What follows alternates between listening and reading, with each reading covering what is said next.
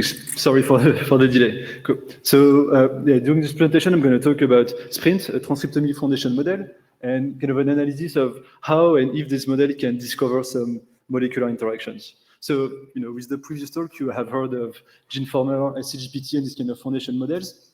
And yes, there is this kind of claim that being trained on tens of millions of cells across thousands of data sets, they might be able to then perform well with some fine-tuning on many different tasks of single-cell biology. Okay, and so the question that we had was really how much have this model really learned about the cell, looking at kind of the gene network framework and looking at how, in their internal representations, genes are connected and does it kind of represent what we know about biology. And seeing those results, we also came up with kind of our own foundation model, scPRINT, trying to kind of make different contributions based on also kind of gene network inference and how we thought we could kind of improve this kind of models. So this is a very high-level overview of scPRINT. And while we make different contributions in like data loading, the encoding scheme, decoding, and training, we, however, keep a very classical bidirectional transformer model inside.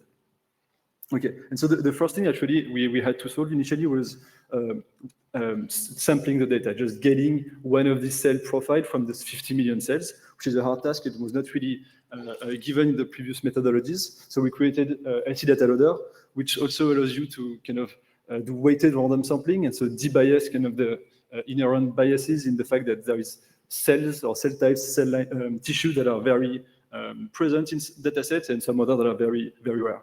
So you want to sample those a bit more.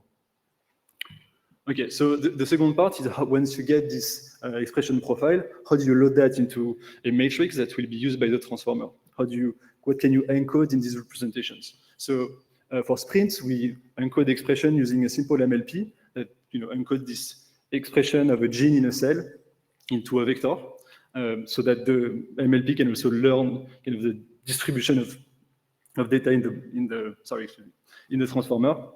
We also encode the gene ID using here the sequence of the gene given to a protein language model called ESM2. And we also encode in this kind of representation of the gene location in the DNA. Because we know that genes that are close together in the DNA tend to be co-regulated by similar regulatory regions. And so during training, we don't give 20,000 genes at once to the model. It's using often 3,000 genes expressed in the cell at any given time, and we randomly sample them from the genes that are being expressed. If there is less, we also randomly select unexpressed genes.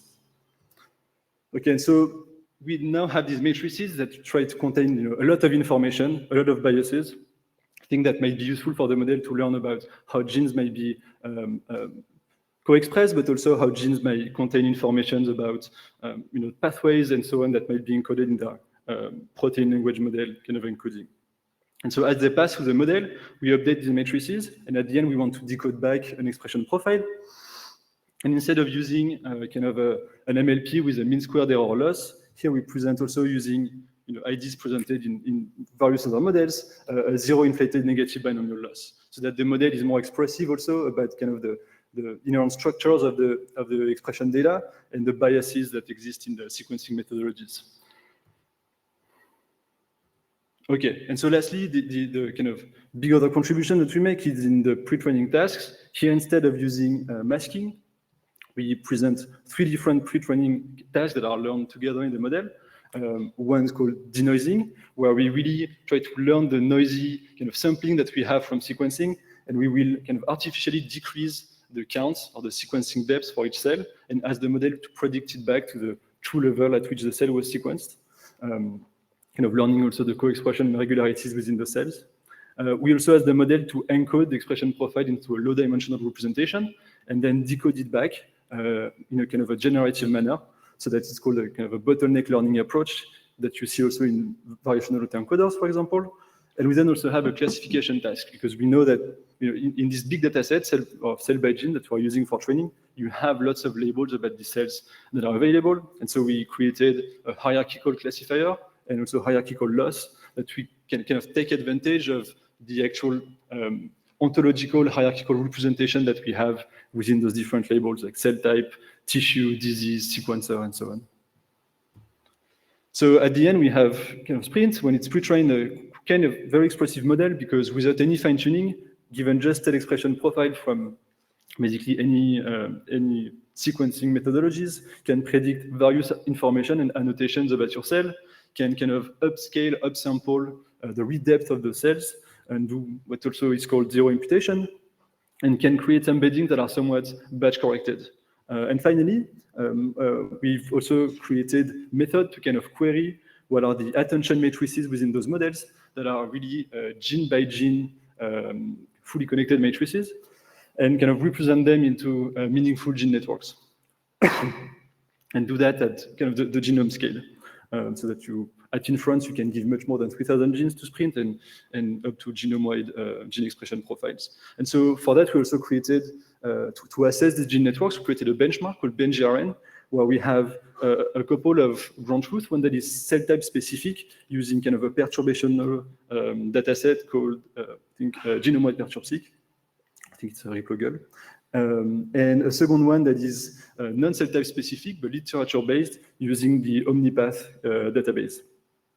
And so for those, we see kind of similar types of results, where basically SPRINT outperforms the previous foundation models in kind of the type of connection that the quality, let's say, of the connection that it has within its attention matrices, but still can be often outperformed by a simpler approach like Genie3. It is a model that has been known in the field for a long time and not to perform state-of-the-art almost always. However, we can find also sets of attention heads in SPRINT that just, and basically removing the other ones, which we have multiple attention heads, that actually contain more information than Genie3 and other kind of gene network inference methods.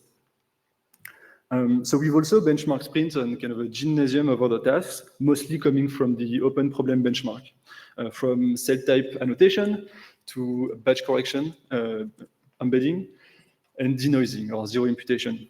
And while I won't have the time to go in depth in all of those results as well, kind of the main take-home message is, while SPRINT often does not outperform the state-of-the-art method, when we rethink those approaches, thinking about how really users want to use cell annotation or want to do denoising, SPRINT actually becomes kind of state-of-the-art in many of these tasks. And so we've also shown that into one of our studies of benign prostatic hyperplasia, where we show how SPRINT can take data, embed it, remove some artifacts, annotate it so that you can then perform classical bioinformatics analysis that are actually meaningful and contain lots of kind of known and validated differentially expressed genes. You can also perform denoising to find back a gene that you could not see before because of the low sequencing depths of specifically rare cell types annotated by SPRINT. And where you can also generate cell type specific gene networks that kind of construct a story that allows you to kind of highlight new pathways, likely disease mechanisms and targets. So SPRINT is completely open source from the data that we use, the weights, of course, but also the pre-training strategies. And I hope that I kind of convince you that it's something that you might want to use in your pipelines or that you might want to benchmark against. And I try to make it as kind of easy to use as possible. Also the other methods like acid data loader, BenGRN, and so on. And I'm open to get any questions and feedbacks. Thank you very much. And feel free to connect on LinkedIn also if you could ask questions.